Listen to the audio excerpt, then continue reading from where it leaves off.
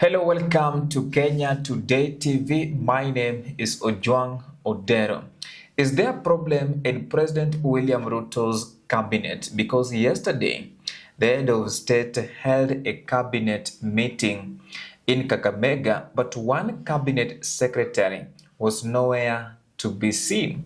That is CS JB Muturi. And in politics, let us just be honest with each other. There's no way CS JB Muturi can miss a cabinet meeting in Kakamega without the knowledge of President William Samoei Arap Ruto. If at all he missed that meeting without President William Ruto's knowledge, then it is due to the following reasons. Number one, there is a clear indication that CS JB Muturi is not speaking the same language as President William Ruto. Why do I say this? Recently, CS JB Muturi condemned abductions in the Republic of Kenya, and we saw President William Ruto's political defenders like Oscar Sudi, Silvanus Osoro, and Marian Keitany. They were daring CS JB Muturi to resign. So this is a clear indication. In fact, missing that meeting yesterday, it's a clear indication that CS JB Muturi is on his way out of President William Ruto's government. And President William Ruto can behave like the former President Uhuru Kenyatta. There was a problem in his cabinet, and I remember one cabinet secretary by the name Mwangi Kiunjuri. He was in charge of the State Department of Agriculture and Livestock. Now, President Uhuru Kenyatta at that particular time decided to fire him. In fact, he said in public that ukifanya hiyo tena utaona kile ambacho kitakufanyikia. Then one afternoon, the former president came out and there was news that the former agriculture CS was fired. That is the same thing that President William Ruto can do to CS JB Muturi.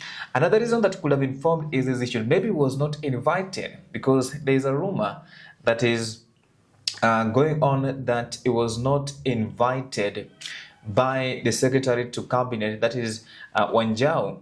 If he was not invited, and let me ask you something, is there any possibility that somebody like CS JB Muturi, who understands how President William Ruto's government operates, can be excluded in a cabinet meeting?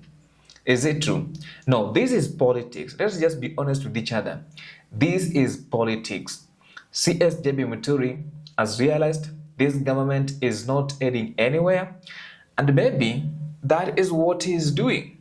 He is going to walk out anytime from now.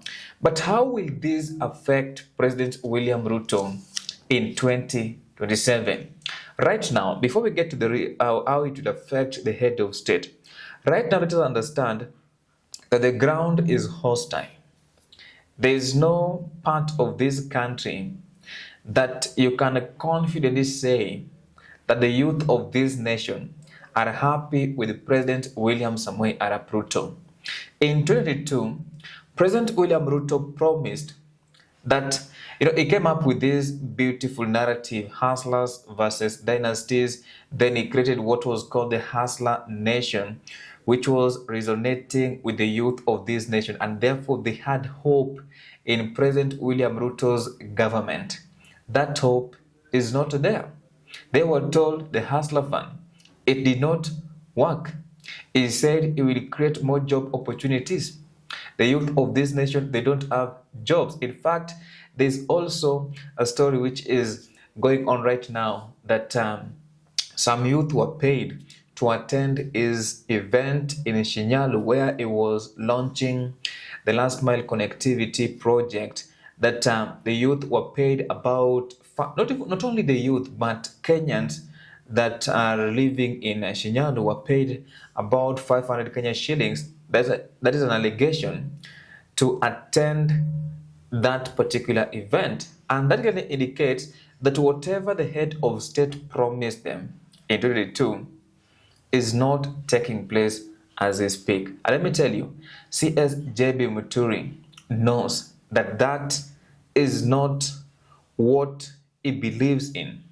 Because when he came out to give out a presser, I remember him saying that in 2022, many people warned him against joining the Kenya Kwanza coalition because of other reasons, but he had a vision that whatever they were condemning in former President Uhuru Kenyatta's government was not going to take place in President William Ruto's government. Then he was surprised. In fact, what shocked many Kenyans was when the police IG, that is Douglas Kanja, came out and started saying that, you know what, they don't know who is abducting Kenyans. And these are the same people that President William Ruto promised to create more job opportunities for in 2022, which has not taken place. But definitely, CS JB Muturi is leaving President William Ruto. Now, I promised to tell you how this kind of story is going to affect President William Ruto's re-election in 2027. Now, if CS JB Muturi leaves government or is fired, it is going to create a bad image of President William Ruto in Mount Kenya region. But the reality, William Ruto pia ni kama ameshajanjaruka, amejua kwamba Mount Kenya watampigia kura.